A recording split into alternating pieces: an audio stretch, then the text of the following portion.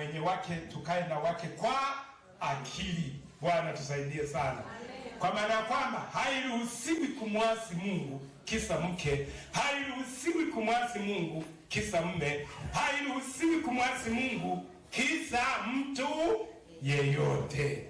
Bwana tusaidie sana. Amen. Hiyo hatua ya ngapi? Ya 7. Hatua ya 8, Yesu alivikwa taji ya miiba.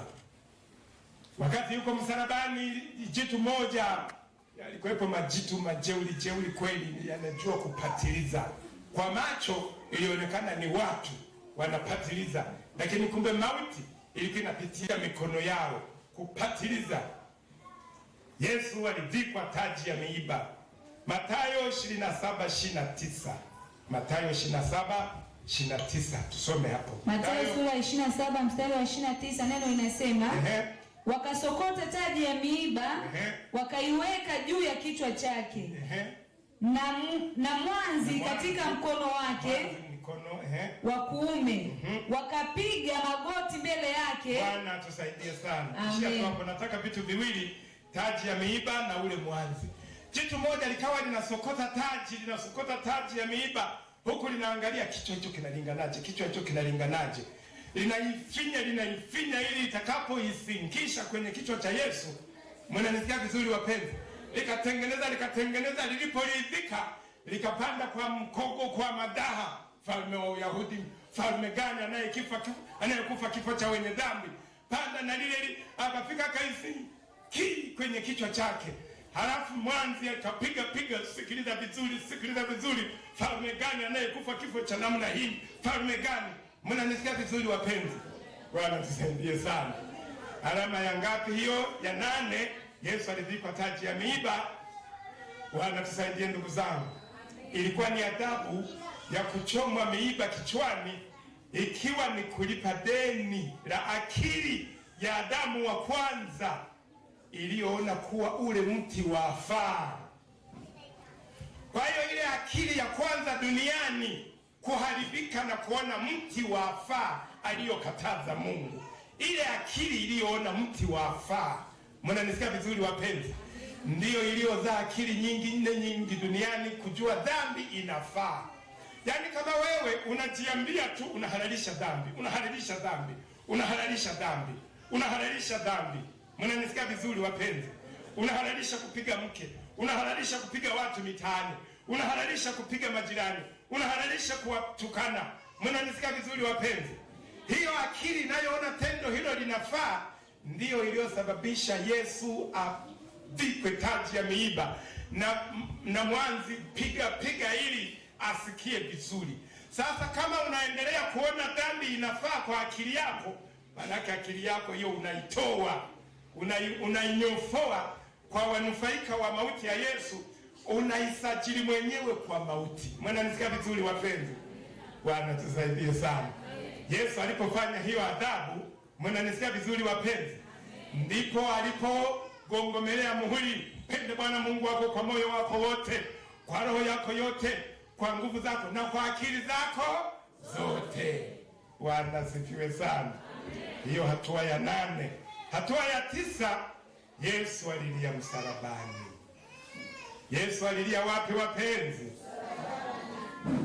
Yesu alilia msalabani. Mathayo 27:26. Mathayo 27:46. Mathayo 27:46. Yesu aliangua kilio pale msalabani. Kitabu cha Mathayo sura 27 mstari wa 46. Neno la Mungu linasema, na kama saa 9 Yesu akapaza sauti yake kwa nguvu akisema, Eloi, Eloi, Eloi, Eloi, lama sabakthani, yaani Mungu wangu, Mungu wangu, mbona umeniacha? Ishia hapo. Bwana tusaidie ndugu zangu. Alama ya 9 ya mauti ya Yesu, akilipa deni kwa dhambi zetu, alilia Eloi, Eloi, Mungu wangu mbona umeniacha? Bwana tusaidie sana. Kwa nini Mungu alimwacha? Kumbuka kwamba Yesu amechukua dhambi yote ya ulimwengu, amechukua magonjwa yote ya ulimwengu, amechukua laana yote ya ulimwengu. Sasa Mungu hapatikani na laana. Hapo nisikilize vizuri, niende taratibu. Bwana tusaidie sana, Bwana tusaidie sana. Kwanza yule Mungu wa mbinguni alimwacha. Mungu wa mbinguni alifanyeje? Alimwacha. Lakini pia ule uungu ndani yake uliachana na yule mwana kondoo. Ule uungu ndani yake tulioona asili yake, sawa wapenzi, uliachana na yule mwana kondoo ili yule mwana kondoo atimilize majukumu yake. Bwana tusaidie sana. Hivi vinahitaji uwezo mkubwa sana wa kufikiri. Yesu kama mwana kondoo, kwa nini anaitwa mwana kondoo? Mwana kondoo, sababu ya kuitwa Yesu mwana kondoo, manake ni ule mwili aliyouvaa kwa ajili ya kubeba dhambi na laana ya nini wapenzi? Ule mwili ndio unaoitwa mwana kondoo. Sawa wapenzi? Kwa hiyo mwana kondoo alipokuwa pale msalabani, anahukumiwa, anaadhibiwa akiwa amebeba laana yote ya ulimwengu, Mungu wa mbinguni alimwacha. Hapatani kabisa na laana, hapatani kabisa na nini wapenzi? Na dhambi, na wala hapatikani na mauti. Kwa hiyo Mungu wa mbinguni alipomwacha, ile asili ya uungu nayo ikampisha mwana kondoo, ambaye huyo ndiye mwenye wajibu wa kufa kwa ajili ya dhambi zetu. Sasa kile kitendo cha yule Mungu kumwacha Yesu, kitendo cha uungu ndani ya Yesu kumwacha, akabaki mwana kondoo, ndiyo maana alilia. Kwa sababu Mungu kama Mungu hawezi kulia, hawezi kutoa machozi. Bwana tusaidie sana. Hivi vitu vinahitaji uwezo wa kufikiri.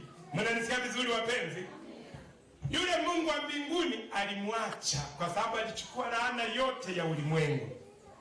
Halafu asili ya uungu ndani ya Yesu, asili ya uungu ile tuliyosema huwezi kumtenganisha Mungu na wazo lake, asili ya uungu ikamwacha yule mwana kondoo pale msalabani. Akabaki nani wapenzi? Mwana kondoo, ambaye ndiye mwenye dhamana ya kubeba laana ya nini? Ya ulimwengu. Ndio maana akalia, Eloi Eloi, Mungu wangu Mungu wangu, mbona umeniacha? Bwana tusaidie sana. Amen. Dhambi zote za ulimwengu zilipomkusanyikia, sawa ndugu zangu, akalia kilio ambacho tungepaswa tulie sisi.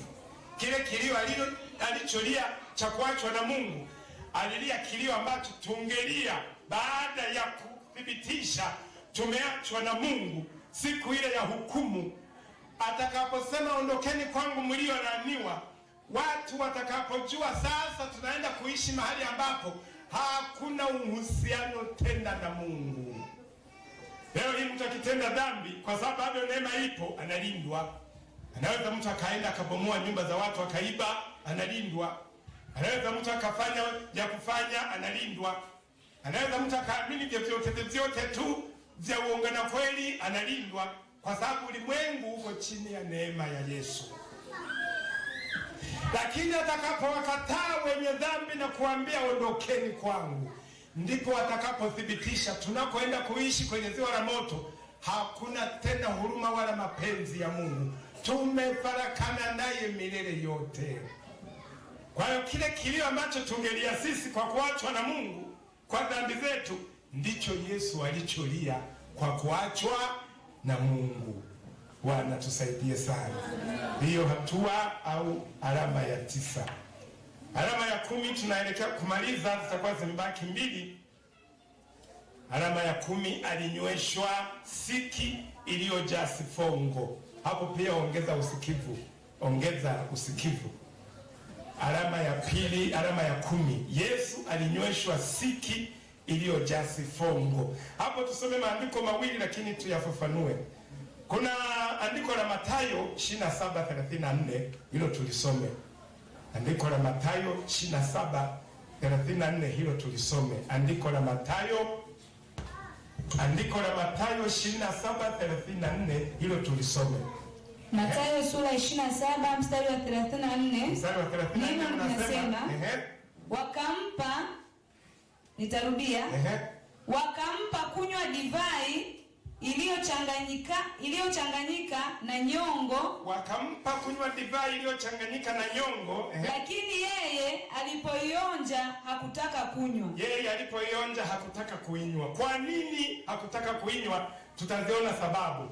Twende andiko lingine, Yohana 19:29. Yohana 19 mstari wa 29.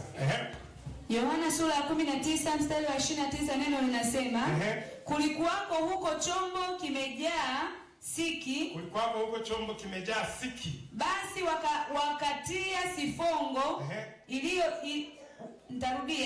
basi wakatia sifongo iliyojaa siki juu ya ufito. Wakatia juu ya ufito, ufito wa hisopo. Wakafanyeje? Wakampelekea kinywani. Wakampelekea kinywani, wakamnywesha. Hiyo akanywa. Sawa wapenzi? Ile ya Mathayo divai iliyochanganywa na nyongo, walikuwa wale askari wanaonyonga wale wahalifu waliohukumiwa adhabu ya kunyongwa, walikuwa wanachukua hii divai iliyochanganywa na nyongo, wanaikoroga, wanawanywesha wale waadhibiwa, wale wanaonyongwa. Ilikuwa ni kama dawa ya kulevya hivi, ilikuwa ni dawa ya kulevya, lakini pia ilikuwa ni aina ya ganzi, ili wakae wamelewalewa, wasiwe na nguvu za kushindana nao. Mnanisikia vizuri wapenzi? Ile ilikuwa ni ganzi, lakini ilikuwa ni dawa ya kulevya. Kwa nini Yesu aliikataa? Aliikataa kwa sababu angeikubali ile moja, ungekuwa unabii kwamba wale watakaohukumiwa ziwa la moto kutakuwa na punguzo la adhabu. Mnanisikia vizuri? Angeikubali ile ambayo inalevya, hasikii maumivu sawa sawa, ungekuwa unabii kwamba watakao kwenda kwenye ziwa la moto watapunguziwa adhabu, kutakuwa na ganzi. Mnanisikia vizuri wapenzi? Lakini aliikataa kwa sababu kwake yeye ilimpasa kuchukua mzigo wa dhambi, mapatilizi kwa ajili ya dhambi zetu, akiwa na akili timamu, akiwa anasikiliza vizuri. Ikimaanisha kwamba mtu kama hampi Yesu maisha yake, atakapopatilizwa kwenye ziwa la moto atakuwa na akili timamu ya kuelewa kila kitu. Mnanisikia vizuri wapenzi? Alama ya ngapi hiyo? Alama ya 10. Alinyweshwa siki iliyojaa sifongo. Yesu Kristo pale msalabani alisema naona kiu. Alikuwa na kiu ya kutuokoa. Japokuwa watafsiri wote wa Biblia wako halali kwamba alikuwa pia na kiu ya maji. Alipoteza maji mengi na damu ilivuja kwa vile viboko, misumari, mkuki. Lakini